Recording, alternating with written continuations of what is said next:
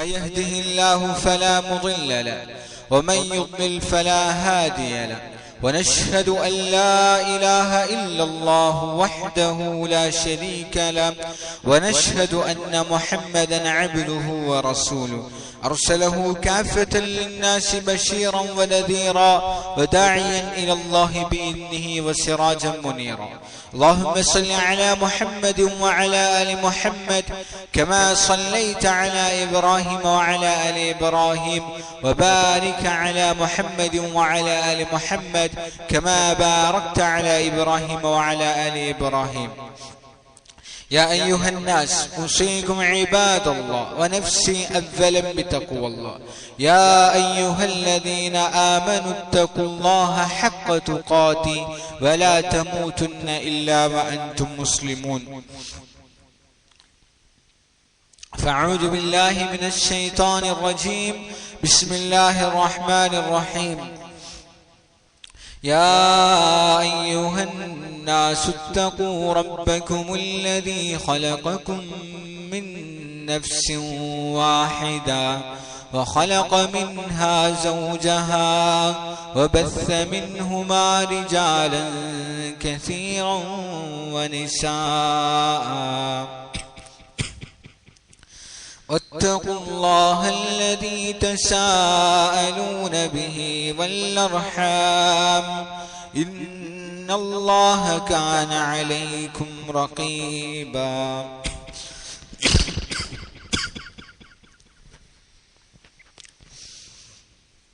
أما بعد فإن خير الكلام كلام الله وخير السنن سنن محمد صلى الله عليه وسلم وشر الأمور محدثاتها وكل محدثة بدعة وكل بدعة ضلالة وكل ضلالة في النار.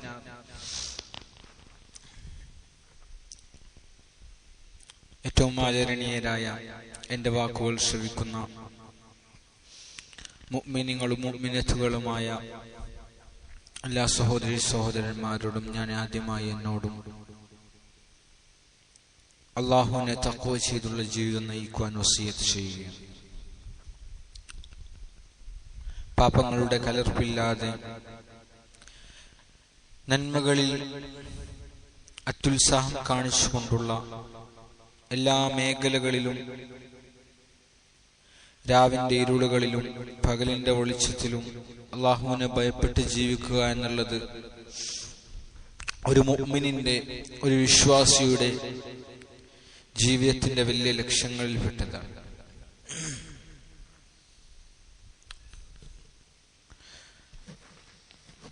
മുഅ്മിനായി തീരുക എന്നുള്ളത് അടിസ്ഥാനമാണ്.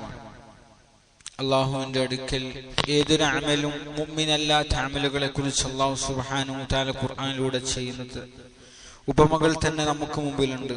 മുഅ്മിനീങ്ങളല്ലാത്തവർ ചെയ്യുന്ന, വിശ്വാസികളല്ലാത്തവർ ചെയ്യുന്ന അമലുകളെ അല്ലാഹു എപ്രകാരമാണ് കാണുന്നത്, അതിന് അല്ലാഹുവിന്റെ അടുക്കൽ എന്ത് വിലയാണുള്ളത്. അതുകൊണ്ട് മുഅ്മിനായി തീരുക എന്നുള്ളത് അടിസ്ഥാനമാണ്. ഖുർആനിലൂടെ നന്മകൾ കൊണ്ടുള്ള, ഖുർആനിലൂടെ ഖൈറാത്തുകൾ ചെയ്യുന്നതിന് വേണ്ടിയുള്ള, ഖുർആനിലൂടെ അല്ലാഹു സുബ്ഹാനഹു വ തആല നിരന്തരമായി വിളിക്കുന്ന ഒരു പേരാണ് യാ അയ്യുഹല്ലദീന ആമനു, യാ അയ്യുഹല്ലദീന ആമനു, യാ അയ്യുഹല്ലദീന ആമനു. വ്യത്യസ്തമായ ആയത്തുകളിൽ, സൂറത്തുകളിൽ അല്ലാഹുവിന്റെ യാ അയ്യുഹല്ലദീന ആമനു എന്നുള്ള വിളി നമുക്ക് കേൾക്കാൻ സാധിക്കും. അതുകൊണ്ട് മുഅ്മിനായി തീരുക, അല്ലാഹുവിന്റെ വിളിക്ക് ഉത്തരം നൽകുമ്പോൾ, അല്ലെങ്കിൽ അല്ലാഹുവിന്റെ ആ വിളി അനുസരിച്ച് അമൽ ചെയ്യുമ്പോൾ ആദ്യമായി ഉണ്ടാക്കി തീർക്കേണ്ടത് ആമനു ആമിനു, നിങ്ങൾക്ക് മുമ്പുള്ള ആൾക്കാർ വിശ്വസിച്ചതുപോലെ നിങ്ങൾ വിശ്വസിക്കുക എന്നുള്ളതാണ്. അതുകൊണ്ട് വിശ്വാസം ഭദ്രമായിരിക്കണം. എത്ര തലമുറകൾ കഴിഞ്ഞു പോയാലും, എത്ര വർഷങ്ങൾ കഴിഞ്ഞാലും വിശ്വാസത്തിൽ വിള്ളലുകളും കൂട്ടിച്ചേരലുകളും കൂട്ടിക്കലർത്തുകളും കലർപ്പുകളും ഒന്നും ഉണ്ടാകാൻ പാടില്ല. യഥാർത്ഥമായ ഹഖീഖത്തൻ വിശ്വാസം നിലനിൽക്കണം. അത് തലമുറകളിൽ നിന്ന് തലമുറകളിലേക്ക് മാറണം. നബി സല്ലല്ലാഹു അലൈഹി വസല്ലമയിൽ നിന്ന് സഹാബാക്കളിലേക്ക്, സഹാബാക്കളിൽ നിന്നും താബിഈങ്ങളിലേക്ക്, താബിഈങ്ങളിൽ നിന്നും തബഇ താബിഈങ്ങളിലേക്ക്, ഇതൊരു മാർഗമാണ്. ഇതൊരു സ്തുത്യർഹമായ അല്ലെങ്കിൽ ഏറ്റവും ഹക്ക് മാത്രം ഉൾക്കൊള്ളുന്ന ഒരു മാർഗമാണ്. കലർപ്പില്ലാത്ത അല്ലെങ്കിൽ ഒരു അണുകിട പോലും വ്യതിചലിക്കാതെ ഹക്കിന്റെ പാത, ആ പാത പിന്തുടരുന്നവരായിത്തീരണം. മാഷാ അല്ലാഹ്, ഇന്ന് ആ തർത്തീബ് ഏറ്റവും കൂടുതൽ നിലനിൽക്കുന്നത് മദാരിസുകളിലാണ്. നമ്മുടെ യുവതലമുറകൾക്ക്, നമ്മുടെ ഭാവി തലമുറകൾക്ക്, നമ്മുടെ കുട്ടികൾക്ക് ഏറ്റവും ഉയർന്ന രീതിയിലുള്ള അല്ലാഹുവിനെ കുറിച്ചുള്ള ഇൽമു നൽകണം. സഹോദരന്മാരെ, ഇൽമിന്റെ ഹഖീഖത്ത് എന്ന് വെച്ചാൽ, ഇൽമിന്റെ യാഥാർത്ഥ്യം എന്ന് വെച്ചാൽ, ഇൽമു മടങ്ങിച്ചേരുന്നത് ദുനിയാവിന്റെ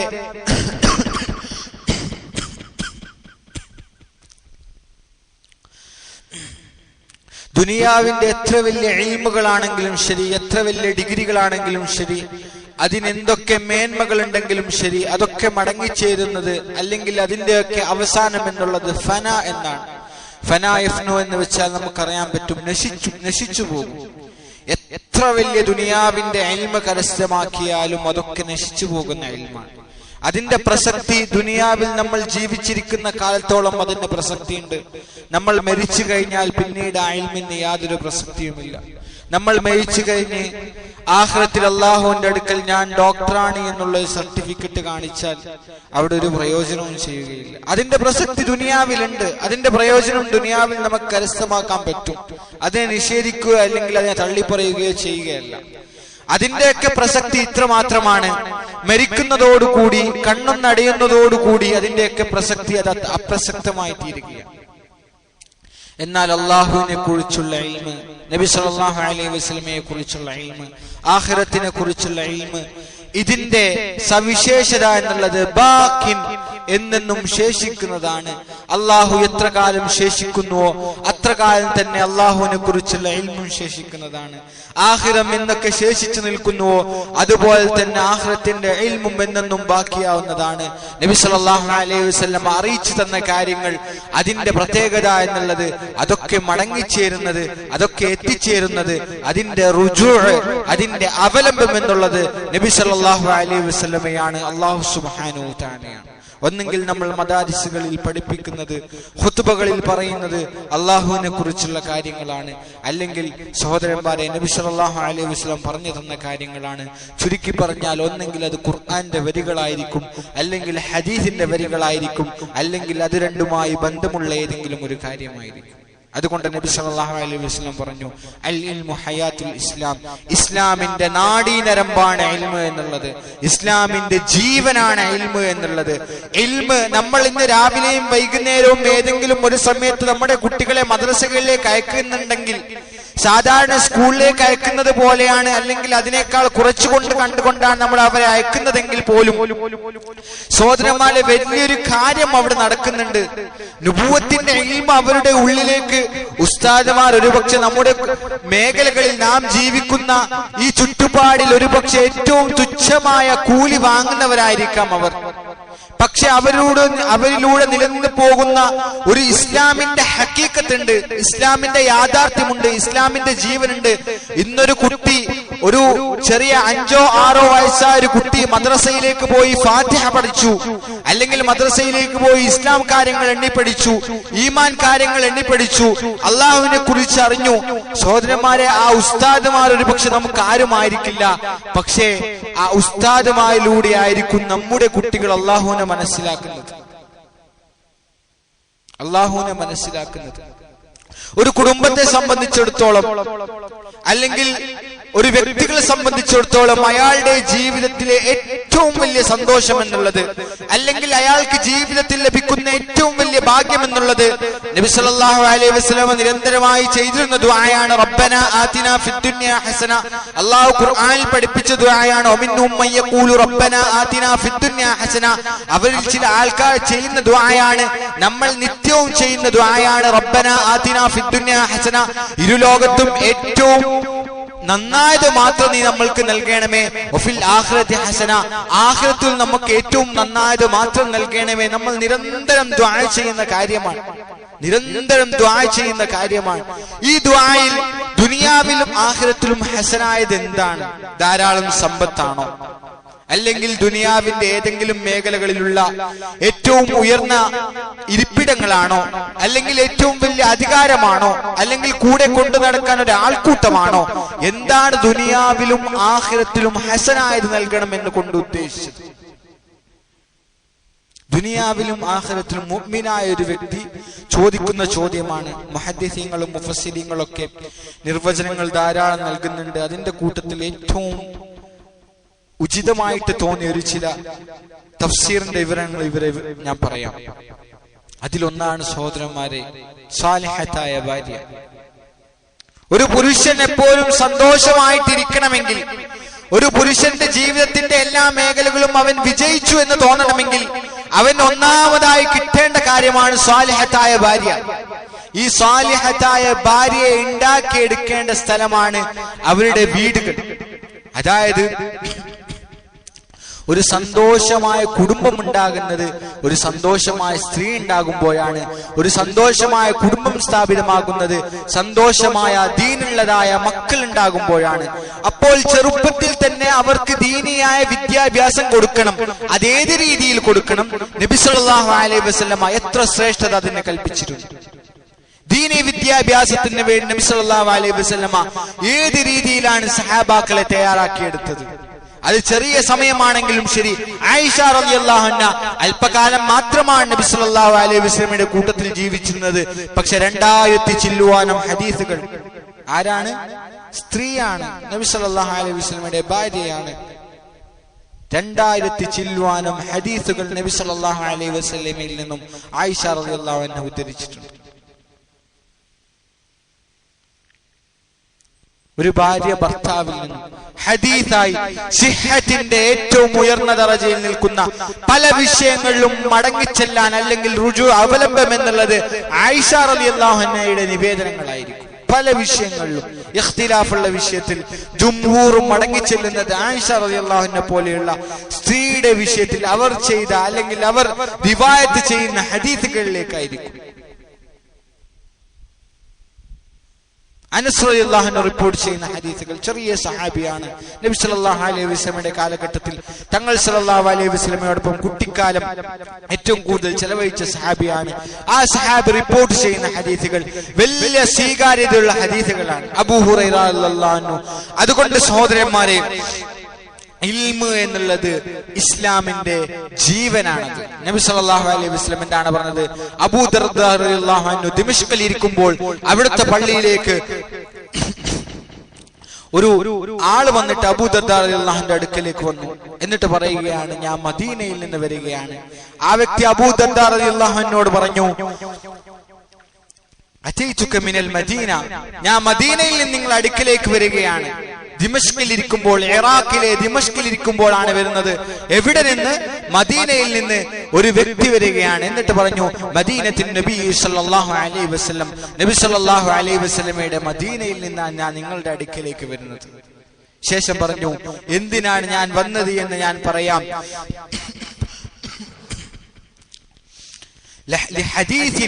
ഒരു ഹദീസിന്റെ വിഷയത്തിലാണ് ഞാൻ നിങ്ങളുടെ അടുക്കലേക്ക് വന്നത്.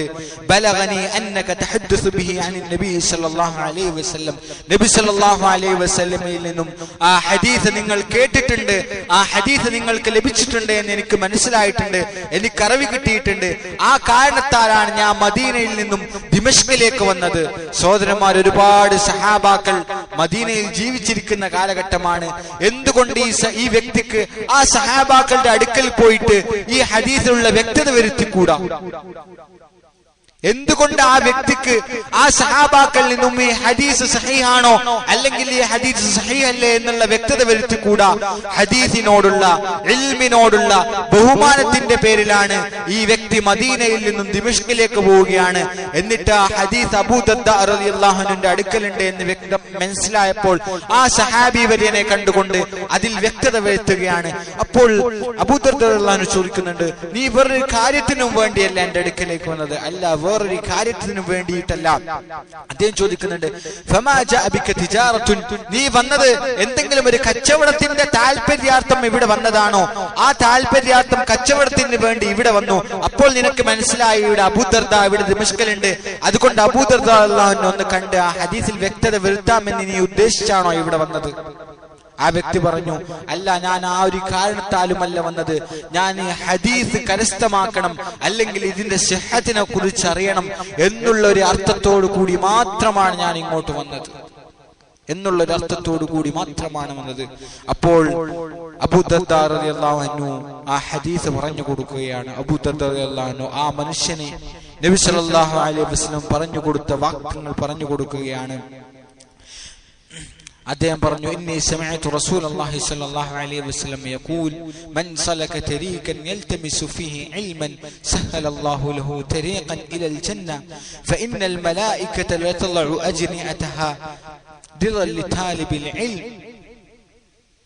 അദ്ദേഹം പറഞ്ഞു, അബൂദർദ റളിയല്ലാഹു അൻഹു പറയുകയാണ് ആ വ്യക്തിയോട്, നബി സല്ലല്ലാഹു അലൈഹി വസല്ലം പറയുന്നതായി ഞാൻ കേട്ടിട്ടുണ്ട്, ആരെങ്കിലും ഒരു മാർഗത്തിൽ പ്രവേശിച്ചു, ആ മാർഗത്തിൽ അവൻ അള്ളാഹുവിന്റെ ഇൽമ് നേടുകയാണ്, ഇൽമ് നേടുന്ന മാർഗത്തിലാണ് പ്രവേശിച്ചത്. അത് മദാരിസുകളാണെങ്കിലും ശരി, ദീനിന്റെ സദസ്സുകളാണെങ്കിലും ശരി, ഏത് രീതിയിലുള്ള ദീനിന്റെ അറിവ് നൽകിക്കുന്ന മേഖലകളാണെങ്കിലും ശരി, ഖുർആൻ ക്ലാസ് ആണെങ്കിലും ശരി, രാവിലെയും വൈകുന്നേരമുള്ള ക്ലാസ്സുകളാണെങ്കിലും ശരി, ദീനി ഇൽമ് ലഭിക്കണം എന്ന ഉദ്ദേശത്തോടു കൂടി ഒരാൾ ഒരു വഴിയിൽ പ്രവേശിച്ചു.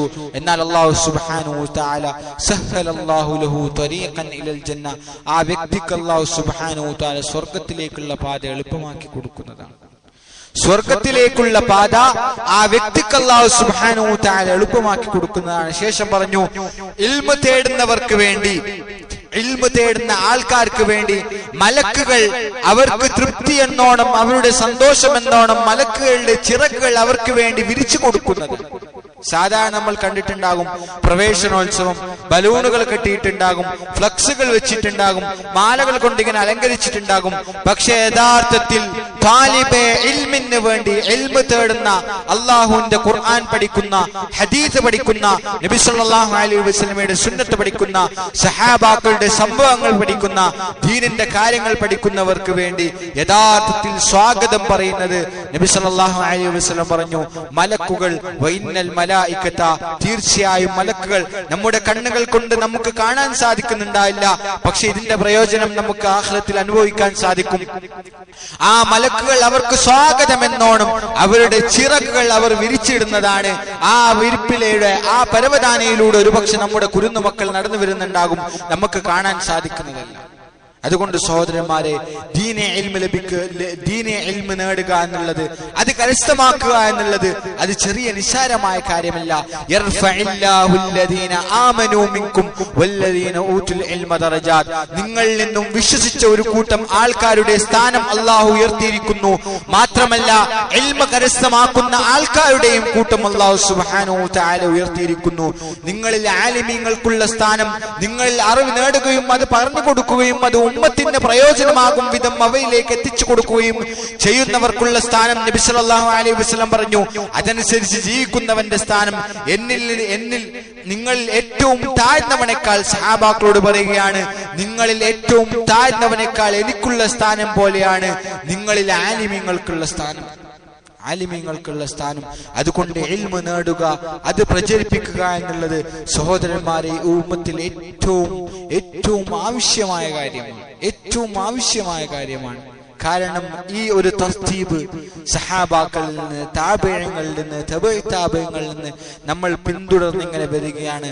ഇപ്പോഴാണ് നമ്മൾ പല ആൾക്കാരും, അല്ലാഹു നമ്മളെ കാക്കുമാറാകട്ടെ, അല്ലാഹു നമ്മളെ കാക്കുമാറാകട്ടെ, ദുനിയാവിന്റെ വലിയ ആഗ്രഹങ്ങളുടെ പേരിൽ ദീനിന്റെ ഇൽമിന്റെ ആവശ്യകതയെ നമ്മൾ മറന്നുപോയി, ദീനിന്റെ ഇൽമിന്റെ ആവശ്യകത നമ്മൾ മറന്നുപോയി. അതുകൊണ്ട് ഈ ഇൽമിനായിരിക്കണം ഏറ്റവും കൂടുതൽ മുൻഗണന നൽകുന്നത്. നമുക്കുള്ള ഏറ്റവും വലിയ തെറ്റിദ്ധാരണകളാണ് മദ്രസകൾ. സ്കൂളിനെ സംബന്ധിച്ചിടത്തോളം സ്കൂളിന്റെ സമയം എന്നുള്ളത്, സഹോദരന്മാർ, ഇപ്പോൾ ഈ സമയത്ത് പറഞ്ഞില്ലെങ്കിൽ പലരും പല തെറ്റിദ്ധാരണകൾ മുരുകിയിരിക്കുകയാണ്. സ്കൂളിന്റെ സമയം എന്നുള്ളത് 6 മണി മുതൽ 10 മണി മുതൽ വൈകുന്നേരം 4 മണി വരെയാണ്, 6 മണിക്കൂറാണ്. ചിലർക്ക് സ്കൂൾ അതിനേക്കാൾ മുമ്പേ തന്നെ സ്റ്റാർട്ടായി അതിനേക്കാൾ ശേഷം വിടുന്ന സ്കൂളുകളുമുണ്ട്. പക്ഷെ മദ്രസകളുടെ സമയം എന്നുള്ളത് പുട്ടിനിടയിൽ തേങ്ങ എന്ന് പറഞ്ഞതുപോലെ ഏറ്റവും ചുരുങ്ങിയൊരു സമയം. ആ മദ്രസയിലേക്ക് അയക്കുന്നുണ്ടോ? ഉണ്ട്. എത്രയാണ് സമയം? ഏതാണ് സമയം? നമ്മൾ വളരെ ചുരുക്കിക്കളഞ്ഞിരിക്കുകയാണത്. അള്ളാഹു നമ്മളെ കാക്കുമാറാകട്ടെ. ആ മദ്രസയുടെ സമയം എന്നുള്ളത് 1 മണിക്കൂർ. ആ മദ്രസ അല്ലെങ്കിൽ 1.5 മണിക്കൂർ. മദ്രസയുടെ വിഷയത്തിൽ മാതാപിതാക്കൾക്കും കൊടുക്കാൻ ഇന്ന് സമയമില്ല. നമ്മൾ എന്നിട്ട് കുട്ടികളെ പറയുകയാണ് അവർ മാതാപിതാക്കളെ അനുസരിക്കുന്നില്ല, അവർ അല്ലെങ്കിൽ അവർക്ക് വേണ്ടുന്ന കാര്യങ്ങൾ ചെയ്യുന്നില്ല, പറഞ്ഞാൽ കേൾക്കുന്നില്ല, പറയുമ്പോ പള്ളിക്ക് പോകുന്നില്ല. സ്കൂളിന് വേണ്ടി കൊടുക്കുന്നത് 6 മണിക്കൂർ 8 മണിക്കൂർ. സ്കൂളിന് വേണ്ടി മാതാപിതാക്കൾ സമയം ചെലവഴിക്കുന്നത് മഗ്‌രിബിന് ഇശാഇന്റെയുള്ള സമയം. അല്ല, അവരെ പുറത്തേക്ക് വിളിച്ചേക്കല്ലേ, അവർക്ക് വേറൊന്നും പറഞ്ഞു കൊടുക്കല്ലേ, കാരണം സ്കൂളത്തെ ഹോംവർക്ക് ചെയ്യാനുണ്ട്. എന്നാൽ മദ്രസത്തെ കാര്യങ്ങൾ പറയാൻ വേണ്ടി 20 മിനിറ്റ് 1/2 മണിക്കൂർ മാതാപിതാക്കളോട് ദിവസവും വന്ന് മദ്രസയിലെ ഖുർആൻ അവർ പഠിക്കുന്നുണ്ടോ ഇല്ലയോ എന്ന് നോക്കാൻ വേണ്ടി മാറ്റിവെക്കാൻ പറയുമ്പോൾ വലിയ പ്രയാസമാണ്. പക്ഷെ കുട്ടികളുടെ ജീവിതത്തിൽ കുട്ടികൾ മാതാപിതാക്കളെ അനുസരിക്കുന്നില്ലെങ്കിൽ ആദ്യമായി വന്നിട്ട് പറയുന്നത് ഈ പാവം ഉസ്താദുമാരോടായിരിക്കും. അതുകൊണ്ട് എന്ന് ഈ ഉമ്മത്ത് ആഖിറത്തിനേക്കാൾ ദുനിയാവിന് മുൻഗണന നൽകുന്നുവോ അന്ന് ഈ ഉമ്മത്ത് സർവ്വവിധ ദില്ലത്തിലും ആഴ്ന്നു പോകുമെന്ന് നൂറ്റാണ്ടുകൾക്ക് മുമ്പ് മുഹമ്മദ് സല്ലല്ലാഹു അലൈഹി വസല്ലമ ഈ ഉമ്മത്തിന് താക്കീത് നൽകിയിട്ടുണ്ട്. അതുകൊണ്ടാണ് എന്ന് ഈ ഉമ്മത്ത് അവരുടെ സമ്പ്രദായങ്ങൾക്ക്, അവരുടെ ആശയങ്ങൾക്ക്, അവരുടെ പ്രത്യശാസ്ത്രങ്ങൾക്ക് മുൻഗണന നൽകാൻ തുടങ്ങിയോ അന്ന് ഈ ഉമ്മത്തിൽ ദലാലത്തും വ്യക്തമായ സഹോദരന്മാരെ വൈപിഴവും കണ്ടു തുടങ്ങിയിട്ടുണ്ട്. ഒരു തവള ആ തവളയെ ജീവനോടെ ആ തവളയെ ഒരു തിളക്കുന്ന വെള്ളത്തിലിട്ടാൽ ആ തവള അതിൽ നിന്ന് എങ്ങനെയെങ്കിലും പുറത്തു ചാടി രക്ഷപ്പെടും. നേരെ മറിച്ചൊരു തവള ആ തവളയെ കുളുത്ത വെള്ളത്തിലേക്ക് ഇട്ടു, സാധാരണ വെള്ളത്തിലേക്ക് ഇട്ടു. എന്നിട്ട് ആ വെള്ളം മെല്ലെ മെല്ലെ ചൂടായി അത് തിളച്ച് ആ തവളയുടെ രോമം മൊത്തം അഴുകി അത് ചത്താൽ പോലും ആ തവളക്ക് അറിയുകയില്ല. ഇതുപോലെയാണ് ഈ ഉമ്മത്തിന്റെ അവസ്ഥ. മറ്റു സമുദായത്തിൽ നിന്നും എല്ലാവിധ തിന്മകളും ഈ ഉമ്മത്തിലേക്ക് എത്തി. ഒരുപക്ഷെ നീ ഒറ്റയടിക്ക് കുഫ്രിന്റെ വചനങ്ങൾ പറയുക എന്ന് പറഞ്ഞാൽ ഈ മനുഷ്യൻ പറയും അസ്തഗ്ഫിറുല്ലാഹ് നഊദു ബില്ലാഹ്, ഞാൻ ആ വചനങ്ങളൊന്നും പറയില്ല. പക്ഷെ മറ്റു സമുദായത്തിലുള്ള മറ്റു സമുദായങ്ങളുടെ ആചാരങ്ങളെല്ലാം ഈ ഉമ്മത്തിലേക്ക് എത്തി, വിവാഹത്തിലെത്തി, മറ്റു മേഖലകളിലെത്തി, എല്ലാ കാര്യങ്ങളിലേക്കും എത്തി, പഠിക്കുന്ന കാര്യങ്ങളിലേക്ക് എത്തി, എല്ലാം എത്തി കുമിഞ്ഞുകൂടി അവൻ ഇന്ന് കാഫിറായിട്ടോ മുശ്രിക്കായിട്ടോ മനസ്സിലായി ചത്താൽ പോലും അവന് മനസ്സിലാകുകയില്ല ഞാൻ മുശ്രിക്കായിട്ടാണ് ചത്തത്, ഞാൻ കാഫിറായിട്ട് ചത്തത് എന്നുള്ള. അല്ലാഹു നമ്മളെ കാക്കുമാറാകട്ടെ. അതുകൊണ്ട് നമുക്ക് ഏറ്റവും ഈസി, നമുക്ക് ഏറ്റവും എളുപ്പം എപ്രകാരമാണോ അനിസ്ലാമികമായ കാര്യങ്ങൾ ഉൾക്കൊള്ളൽ, ആ രീതിയിൽ അവർക്ക് വേണ്ടുന്ന രീതിയിൽ നമുക്ക് തന്നുകൊണ്ടേയിരിക്കുകയാണ്. നമുക്കത് മനസ്സിലാകുന്നില്ല എന്ന് മാത്രം. അള്ളാഹു നമ്മളെ കാക്കുമാറാകട്ടെ. അതുകൊണ്ട് ഈ ഉമ്മത്തിന് ഏറ്റവും ആവശ്യമായ കാര്യം എന്നുള്ളത് ദീനിലുള്ള യഥാർത്ഥമായ ഇൽമ ലഭിക്കുക എന്നുള്ളതാണ്. അത് സഹോദരന്മാരെ നമ്മുടെ മദാരിസുകളാണ് അതിന്റെ അടിസ്ഥാനം. അതുകൊണ്ട് മദാരിസിന്റെ സമയം കുറച്ചു കളഞ്ഞു, അവിടെ നടക്കുന്ന ദീനിയായ ചർച്ചകളുടെ സമയം കുറച്ചു കളഞ്ഞു. 15 വയസ്സാകുമ്പോൾ 14 വയസ്സാകുമ്പോൾ കാര്യങ്ങൾ യഥാർത്ഥ രീതിയിൽ മനസ്സിലാക്കാൻ തുടങ്ങുന്ന സമയത്ത് മദ്രസകളിൽ നിന്നും അടർത്തിയെടുത്ത് ദീനിന്റെ എല്ലാ കാര്യങ്ങളിൽ നിന്നും അവരെ അടർത്തിയെടുത്ത് വേറെ ഏതെങ്കിലും ലോകത്തേക്ക്, അവൻ ആഗ്രഹിക്കുന്ന ലോകത്തേക്ക് സ്കൂളുകൾ നൽകുന്ന, അല്ലെങ്കിൽ സ്കൂളുകൾ മുമ്പ് നൽകിയിരുന്നത് ഏറ്റവും ഉയർന്ന വിദ്യാഭ്യാസമാണെങ്കിൽ ഇന്ന് മുമ്പിൽ വെക്കുന്നത് ഏറ്റവും നല്ല ഫെസ്റ്റിവലുകളാണ്, ഏറ്റവും നല്ല പരിപാടികളും, ഏറ്റവും നല്ല ഒരുപാട് എന്തെന്നാണോ യുവത്വത്തിന് ആവശ്യമായിട്ടുള്ളത് അങ്ങനെയുള്ള സ്കൂളുകളിലേക്ക് നമ്മുടെ മക്കൾ വാപ്പാ എനിക്ക് അവിടെ പോകണം എന്ന് പറയുമ്പോൾ നമുക്ക് സഹോദരന്മാരെ നമ്മുടെ ദീന് അല്ലെങ്കിൽ നബി സല്ലല്ലാഹു അലൈഹി വസല്ലമയുടെ സുന്നത്ത്, അള്ളാഹുവിന്റെ കൽപ്പന നമ്മളെ തടുക്കാൻ മാത്രം കഴിയുന്നില്ലെങ്കിൽ ഈ കുട്ടികൾ അള്ളാഹു നമ്മളെ കാക്കുമാറാകട്ടെ, നരകത്തിലേക്ക് നമ്മുടെ കയ്യും പിടിച്ചു കൊണ്ടുപോകുമ്പോൾ നാളെ അള്ളാഹുവിനോട് പറയും എന്റെ ഉമ്മയും ഉപ്പയും ആദ്യം നരകത്തിലേക്കിട്, അവരാണ് എന്നെ ഇവിടെ ചേർത്തത്, എന്നെ ദീന് പഠിപ്പിക്കേണ്ട സമയം സ്കൂളിന് മുൻഗണന നൽകിക്കൊണ്ട് അവരാണ് എന്നെ തളർത്തിക്കളഞ്ഞത്.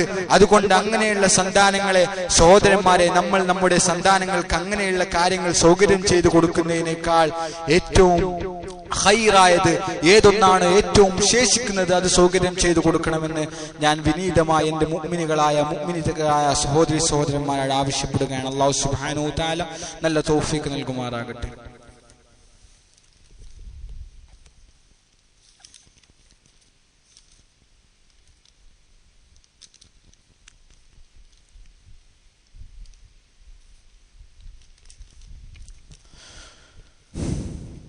إن الحمد لله نحمده ونستعينه ونستغفره ونستهديه ونؤمن به ونتوكل عليه ونعوذ بالله من شرور أنفسنا ومن سيئات أعمالنا من يهده الله فلا مضل له ومن يضلل فلا هادي له ونشهد أن لا إله إلا الله وحده لا شريك له ونشهد أن محمدا عبده ورسوله أرسله كافة للناس بشيرا ونذيرا وداعيا إلى الله بإذنه وسراجا منيرا اللهم صل على محمد وعلى آل محمد كما صليت على إبراهيم وعلى آل إبراهيم يا أيها الناس أوصيكم عباد الله ونفسي أولا بتقوى الله يقول الله تعالى يا أيها الذين آمنوا اتقوا الله حق تقاته ولا تموتن إلا وأنتم مسلمون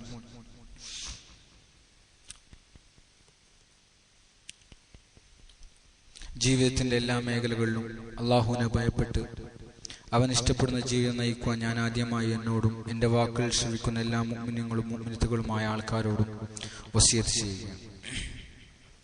സഹോദരന്മാരെ, ഹജ്ജിന്റെ മാസങ്ങൾ കടന്നു വന്ന് ഹജ്ജിന്റെ മാസങ്ങളിലൂടെയാണ് നാം യാത്ര ചെയ്യുന്നത്. അൽ ഹജ്ജു അശ്ഹുറും മഅലൂമാത്ത്. ഹജ്ജിന് നിർണയിക്കപ്പെട്ടതായ സമയങ്ങളുണ്ട്. ഹജ്ജിന്റെ കാര്യങ്ങൾ ചർച്ച ചെയ്യേണ്ടതുണ്ട്. എന്താണ് ഹജ്ജ്, എന്താണ് അവിടെ നടക്കുന്ന അമലുകൾ എന്നൊക്കെ നമ്മൾ ചർച്ച ചെയ്യേണ്ടതുണ്ട്. കാരണം ഹജ്ജ് എന്നുള്ളത് യഥാർത്ഥമായ ഹഖീഖത്തൻ ഈമാനിന്റെ ഒരു വലിയ ത്യാഗസ്മരണയുടെ ഒരു പിന്നാമ്പുറത്ത് നമ്മൾ ചെയ്യുന്ന ഒരു അമലാണ്. ആ ഹജ്ജ് അല്ലാഹു സുബ്ഹാനഹു വ തആല ഖുർആനിലൂടെ നമ്മളോട് കൽപ്പിച്ച കാര്യമാണ്. വഅതിമുൽ ഹജ്ജ വൽ ഉംറത ലില്ലാഹ്. ഹജ്ജും ഉംറയും നിങ്ങൾ അല്ലാഹുവിന് വേണ്ടി പൂർത്തീകരിക്കുക എന്നുള്ളത്. അതുകൊണ്ട് അതിന്റെ ശ്രേഷ്ഠത എന്നുള്ളത് ഇസ്ലാം ഏത് കാലം വരെ നിലനിൽക്കുന്നുവോ ആ കാലം വരെയും ഹജ്ജും ഉംറയും അതിന്റെ തിളക്കത്തോടെ അതിന്റെ ആ ഒരു നേർസാക്ഷ്യത്തോടെ നിലനിൽക്കുമെന്നുള്ളത് ഒരു ഹഖീഖൻ, ഒരു യാഥാർത്ഥ്യമാണ്.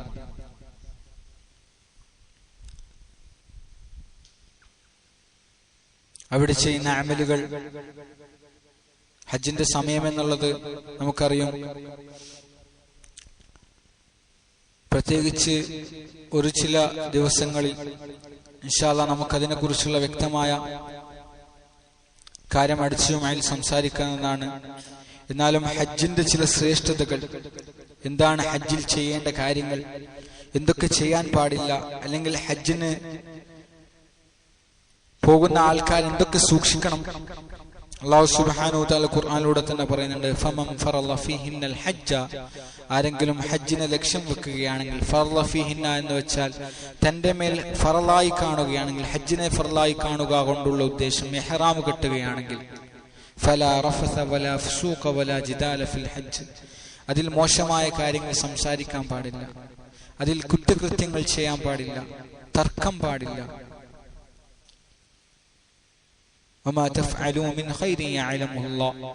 അതുകൊണ്ട് നിങ്ങൾ ചെയ്യുന്ന നന്മകളെല്ലാം അല്ലാഹു അറിയുന്നുണ്ട്.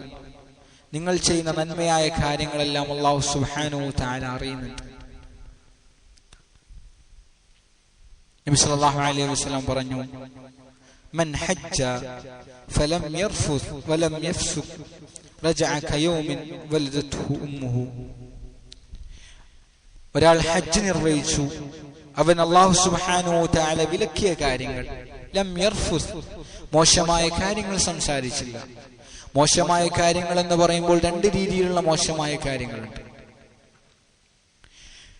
ഒന്ന്, സാധാരണ എല്ലാ മേഖലകളിലും അവന് സംസാരിക്കൽ മോശമാണ്. ചീത്തയായ കാര്യങ്ങൾ പറയുക, ഗീബത്ത് പറയുക, കളവ് പറയുക, ഇതുപോലെയുള്ള ആൾക്കാർക്ക് വെറുപ്പുണ്ടാകുന്ന കാര്യങ്ങൾ പറയുക, ആൾക്കാരെ കുത്തി പറയുക, ഈ രീതിയിലുള്ള മോശമായ കാര്യങ്ങൾ ഇത് ജീവിതത്തിന്റെ എല്ലാ മേഖലകളിലും ഒഴിവാക്കേണ്ട കാര്യമാണ്.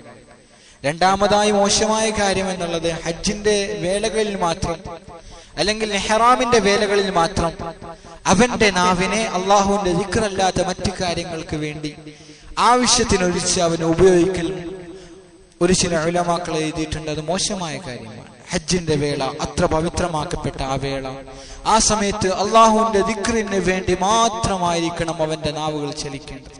അള്ളാഹുവിന്റെ ദിക്റല്ലാത്ത, അല്ലെങ്കിൽ ആവശ്യത്തിനല്ലാത്ത അനുചിതമായ രീതിയിലുള്ള സംസാരം, അത് തന്റെ ഭാര്യയോടാണെങ്കിൽ പോലും ശരി, ഒരു ചില മുഹദ്ദിസീങ്ങൾ എഴുതിയിട്ടുണ്ട്, ആ സമയത്ത് അത് മോശമായ കാര്യത്തിൽ പെട്ടുപോകും. അതുകൊണ്ട് അത് വളരെ ശ്രദ്ധിക്കേണ്ട കാര്യമാണ്. കാരണം ഇത്രയും വലിയ തൗഫീഖ് എത്രയോ കോടാനക്കോടി വരുന്ന മുസ്ലിമീങ്ങളിൽ നിന്ന് ഒരു ചില ലക്ഷം ആൾക്കാർക്ക് മാത്രം കിട്ടുന്ന തൗഫീഖാണത്. അള്ളാഹു നമ്മളെ മഖ്ബൂലും മബ്റൂറുമായ ഹജ്ജ് ചെയ്യാൻ നല്ല തൗഫീഖ് നൽകുമാറാകട്ടെ. ഹജ്ജും ഉംറയും ചെയ്യാൻ നമുക്ക് നല്ല തൗഫീഖ് നൽകുമാറാകട്ടെ. അതുകൊണ്ട് അങ്ങനെ ചെയ്തു. വലം യഫ്സുഖ്, മോശമായ കാര്യങ്ങളൊന്നും ചെയ്തില്ല. മോശമായ കാര്യങ്ങൾ എന്ന് വെച്ചാൽ ഹജ്ജിൽ മാത്രം ഹറാമാകുന്ന ഒരു ചില കാര്യങ്ങളുണ്ട്, ഉംറയിൽ മാത്രം ഹറാമാകുന്ന ഒരു ചില കാര്യങ്ങളുണ്ട്. രണ്ട് കാര്യങ്ങളാണുള്ളത്. ജീവിതത്തിൽ പാടെ ഉപേക്ഷിക്കേണ്ട കാര്യങ്ങൾ, ഹറാമായത് കാണുക, ഹറാമായ കാര്യങ്ങൾ കേൾക്കുക, ഇത് ജീവിതത്തിന്റെ എല്ലാ മേഖലകളിൽ നിന്നും ഉപേക്ഷിക്കേണ്ട കാര്യമാണ്, കുറ്റമാണ്. പക്ഷെ ഒരു ചില കാര്യങ്ങൾ അത് ഹജ്ജിൽ ഇഹ്റാമിൽ അവന് ഹറാമാകുന്നതാണ്. ഉദാഹരണത്തിന് സുഗന്ധം ഉപയോഗിക്കുക, അത് മറ്റു സമയങ്ങളിൽ സുന്നത്താണ്, പക്ഷേ ഇഹ്റാമിന്റെ വേളയിൽ അവന് ഹറാമായി തീരുന്നതാണ്. ഇങ്ങനെയുള്ള കാര്യങ്ങൾ. അതുകൊണ്ട് ഇത് രണ്ടും ചെയ്തില്ല. ആ രീതിയിൽ അവന്റെ ഹജ്ജിന്റെ വേളയിൽ അവന് മോശമായ കാര്യങ്ങൾ സംസാരിച്ചില്ല, ഒരു കുറ്റകൃത്യവും വന്നില്ല, ഹജ്ജ് പൂർത്തീകരിച്ചു. ഈ രീതിയിലാണെങ്കിൽ അവൻ എങ്ങനെയായിരിക്കും മടങ്ങുന്നത്? അവന്റെ ഉമ്മ ഏതു രീതിയിലാണോ അവനെ പ്രസവിച്ചത് ആ രീതിയിൽ മടങ്ങും, ആ രീതിയിലായിരിക്കും അവന്റെ മടക്കം. ഈ ഹദീസിനെ മുന്നിൽ വെച്ചുകൊണ്ട് മുഹദ്ദിസീങ്ങൾ ചെയ്യുന്ന ബഹ്സ് എന്തെന്ന് വെച്ചാൽ, നമസ്കാരത്തെ കുറിച്ച് പറഞ്ഞിട്ടുണ്ട്, നമസ്കാരം അവന്റെ പാപങ്ങളെല്ലാം പൊറുപ്പിക്കും, ജുമുഅ അവന്റെ പാപങ്ങളെല്ലാം പൊറുപ്പിക്കും. എന്നാലും ഹജ്ജ് ഇതേ ഗണത്തിലാണോ? എന്നാൽ ബഹുഭൂരിപക്ഷം മുഹദ്ദിസീങ്ങൾ പറയുന്നത് ഹജ്ജ് ഇതേ ഗണത്തിലല്ല പെടുന്നത്. ഹജ്ജ് ഏതൊരു ഗണത്തിലാണ് പെടുന്നത്? ഹജ്ജ് അത് വ്യത്യസ്തമായ ഹദീസുകൾ നബി സല്ലല്ലാഹു അലൈഹി വസല്ലം അതിന് ശ്രേഷ്ഠത നൽകിയിട്ടുള്ളതിനാൽ വൻ പാപങ്ങളും ഹജ്ജിലൂടെ അല്ലാഹു സുബ്ഹാനഹു വ തആല ആ മനുഷ്യന് പുറത്തു കൊടുക്കുന്നതാണ്. വൻ പാപങ്ങളും. ഉമർ റളിയല്ലാഹു അൻഹു ഒരു ദിവസം മക്കയിലെ സഈന്റെ അതായത് സഫാ മർവക്കിടയിൽ നിൽക്കുകയായിരുന്നു. അപ്പോൾ ഒരു സംഘം വരികയാണ്. ആ സംഘം ഒട്ടകപ്പുറത്ത് നിന്നും അവരുടെ യാത്രാബണ്ഡങ്ങൾ നീക്കിവെച്ചതിന് ശേഷം അവർ പ്രവേശിച്ചു. അവർ ബൈത്തുള്ളയെ അള്ളാഹുവിന്റെ കഅബയെ തവാഫ് ചെയ്തു. ശേഷം സഫാ മർവക്കിടയിലുള്ള സഈ പൂർത്തിയാക്കി ഉമർ റളിയല്ലാഹു അൻഹു അവരോട് സംവദിക്കുകയാണ്. ഉമർ റളിയല്ലാഹു അൻഹു അവരോട് ചോദിച്ചു, നിങ്ങൾ എന്ത് ആവശ്യത്തിന് വേണ്ടിയാണ് ഇവിടെ വന്നത്? അപ്പോൾ അവർ പറഞ്ഞു, നമ്മൾ ഉംറയെ ലക്ഷ്യമാക്കിക്കൊണ്ടാണ് വന്നത്, നമ്മൾ ഈ അമൽ ലക്ഷ്യമാക്കിക്കൊണ്ടാണ് വന്നത്. അപ്പോൾ ചോദിച്ചു, വേറൊരു ലക്ഷ്യവുമില്ലേ? ഇല്ല, നമ്മൾക്ക് വേറൊരു ലക്ഷ്യവുമില്ല. വീണ്ടും ചോദിച്ചു, നിങ്ങൾ കച്ചവടത്തിന് വേണ്ടിയിട്ടാണോ വന്നത്? അല്ല, കച്ചവടത്തിന് വേണ്ടിയിട്ടല്ല. കുടുംബബന്ധം പുതുക്കാൻ വേണ്ടിയിട്ടാണോ വന്നത്? അല്ല, കുടുംബബന്ധം പുതുക്കാൻ വേണ്ടിയിട്ടല്ല. ഉമർ റളിയല്ലാഹു അൻഹു പറഞ്ഞു, എന്നാൽ ഈ സമയം മുതൽ ഇപ്പോൾ നമുക്ക് കാണാൻ സാധിക്കും, മക്കയുടെയൊക്കെ എത്രയോ പുറത്തു പോയിട്ടാണ് നമ്മുടെ ആ ലഗേജും അതുപോലത്തെ സാധനങ്ങളും വെക്കാറ്. പക്ഷെ ആ സമയത്ത് ആൾക്കാർ വളരെ തിരക്ക് കുറഞ്ഞ കാരണത്താലും അതേപോലെ തന്നെ വളരെ സൗകര്യങ്ങൾ ആ സമയത്ത് അവിടെ മറ്റ് കെട്ടിടങ്ങളൊന്നും ഇല്ലാത്ത കാരണത്താൽ ഇതൊക്കെ ഒരു സ്ഥലത്ത് നിന്ന് തന്നെ വീക്ഷിക്കാൻ പറ്റും. പക്ഷെ ഇന്ന് നമുക്ക് സഈന്റെ വേളയിൽ ഒരു ചെറിയൊരു സ്ഥലത്ത് നിന്ന് മാത്രമാണ് കഅബ കാണാൻ സാധിക്കുന്നത്. വേറെ അധിക സ്ഥലത്ത് നിന്നൊന്നും നമുക്ക് കഅബ കാണാനൊന്നും സാധിക്കില്ല. അതൊരു ഉയർന്ന സ്ഥലത്ത് ഇങ്ങനെ കയറി നോക്കണം. അവിടെയുള്ള ദുആകളും മറ്റു കാര്യങ്ങളും പഠിപ്പിച്ച് ആ സുന്നത്തുകൾ അവിടെ പ്രാവർത്തിക്കേണ്ട കാരണത്താലാണ് അത്ര സ്ഥലം ഇന്ന് ശേഷിപ്പിച്ച് നിർത്തിയിട്ടുള്ളത്. എന്നാൽ ഉമർ റളിയല്ലാഹു അൻഹു ഈ സംഘത്തോട് പറഞ്ഞു, നിങ്ങൾ ആ ഒരു ഉദ്ദേശത്തോടു കൂടി മാത്രമാണ് ഇവിടെ വന്നതെങ്കിൽ, നിങ്ങൾ ആ കാര്യം ചെയ്തു കഴിഞ്ഞെങ്കിൽ, സഈയും കൂടി നിങ്ങൾ ചെയ്തു കഴിഞ്ഞിട്ടുണ്ടെങ്കിൽ, ഉമർ റളിയല്ലാഹു അൻഹു പറഞ്ഞു, ഇനി മുതൽ നിങ്ങൾ പുതിയ അമലുകൾ ചെയ്തു കൊള്ളുക. അതായത് നിങ്ങളുടെ മറ്റു മുൻകഴിഞ്ഞു പോയ എല്ലാ കാര്യങ്ങളും അല്ലാഹു സുബ്ഹാനഹു വ തആല പുറത്തു തന്നിട്ടുണ്ട്. എല്ലാ കാര്യങ്ങളും അല്ലാഹു പുറത്തു തന്നിട്ടുണ്ട്. അതുകൊണ്ട് ഇനി മുതൽ ഈ അമൽ കഴിഞ്ഞത് മുതൽ പുതിയ അമലിലേക്ക് നിങ്ങൾ കടന്നുകൊള്ളുക. അതുകൊണ്ട് സഹോദരന്മാർ, ഇതിലൂടെയൊക്കെ വ്യക്തമാക്കുന്നത് ഹജ്ജും ഉംറയും ഒരു മനുഷ്യനെ അദ്ദേഹത്തിന്റെ എല്ലാ തിന്മകളും കഴുകി ശുദ്ധിയാക്കുന്നു എന്നുള്ളതാണ്. അല്ലാഹു സുബ്ഹാനഹു വ തആല അത് മനസ്സിലാക്കി, അതിന്റെ ശ്രേഷ്ഠത മനസ്സിലാക്കി, അതിനെ ഉൾക്കൊണ്ടുകൊണ്ട് അതിനു വേണ്ടി മുൻഗണന ചെയ്ത് ജീവിതത്തിന്റെ ഏതെങ്കിലും മേഖലകളിൽ സൗകര്യപ്പെടുന്ന സന്ദർഭത്തിൽ ഹജ്ജും ഉംറയും ചെയ്യാൻ അല്ലാഹു നല്ല തൗഫീഖ് നൽകുമാറാകട്ടെ. അല്ലാഹു സുബ്ഹാനഹു വ തആല നമ്മളിൽ നിന്ന് പോയ ഹജ്ജാജുമാരെയും അമ്മാരിങ്ങളെയും ഏറ്റവും മഖ്ബൂലും മബ്റൂറുമായ ഹജ്ജും ഉംറയും ചെയ്യാൻ അവർക്ക് നല്ല തൗഫീഖ് കൊടുക്കുമാറാകട്ടെ. ജീവിതത്തിന്റെ എല്ലാ മേഖലകളിലും അല്ലാഹുവിനെ ജീവിച്ച് ഭയപ്പാടോടുകൂടിയുള്ള ജീവൻ നയിക്കുവാൻ അല്ലാഹു നല്ല തൗഫീഖ് നൽകുമാറാകട്ടെ. അമലുകളിൽ ഏറ്റവും കൂടുതൽ മത്സരിക്കാൻ അല്ലാഹു നല്ല തൗഫീഖ് നൽകുമാറാകട്ടെ. തിന്മയിൽ നിന്നും പരിപൂർണമായി മാറി നിൽക്കുവാൻ അല്ലാഹു തൗഫീഖ് നൽകുമാറാകട്ടെ. നമ്മളിൽ നിന്ന് മരിച്ചുപോയവരുടെ ഖബറുകൾ അല്ലാഹു വിശാലമാക്കി കൊടുക്കുമാറാകട്ടെ. ജീവിച്ചവർക്ക് താഅത്തിലായ ദീർഘായുസ്സും ആഫിയത്തും ഇസ്സത്തും റാഹത്തും ബറക്കത്തും മനസ്സമാധാനം പ്രദാനം ചെയ്യുമാറാകട്ടെ. കല്യാണ പ്രായമെത്തിയവർക്ക് അല്ലാഹു സുബ്ഹാനഹു വതആല അനുയോജ്യമായ വധുവരന്മാരെ പ്രദാനം ചെയ്യുമാറാകട്ടെ. നബി സല്ലല്ലാഹു അലൈഹി വസല്ലമയുടെ സുന്നത്ത് അനുസരിച്ചുള്ള ജീവൻ നമുക്ക് അല്ലാഹു പ്രദാനം ചെയ്യുമാറാകട്ടെ. ജീവിതത്തിന്റെ എല്ലാ മേഖലകളിലും അല്ലാഹുവിനെ ഭയപ്പെട്ട് അല്ലാഹുവിനെ അനുസരിച്ച് ജീവിക്കാൻ അല്ലാഹു നല്ല തൗഫീഖ് നൽകുമാറാകട്ടെ. اللهم اغفر للمؤمنين والمؤمنات والمسلمين والمسلمات الأحياء منهم والأموات. اللهم ربنا رب ارحمهما كما ربياني صغيرا. اللهم يسر عسيرنا وسهل أمورنا وقل حوائجنا يا قاضي الحاجات. اللهم إنا نسألك الهدى والتقى والعفاف والغنى يا رب العالمين. اللهم ربنا آتنا في الدنيا حسنة وفي الآخرة حسنة وقنا عذاب النار. ربنا اغفر لنا ولإخواننا الذين سبقونا بالإيمان ولا تجعل في قلوبنا غلا للذين آمنوا ربنا إنك رؤوف رحيم.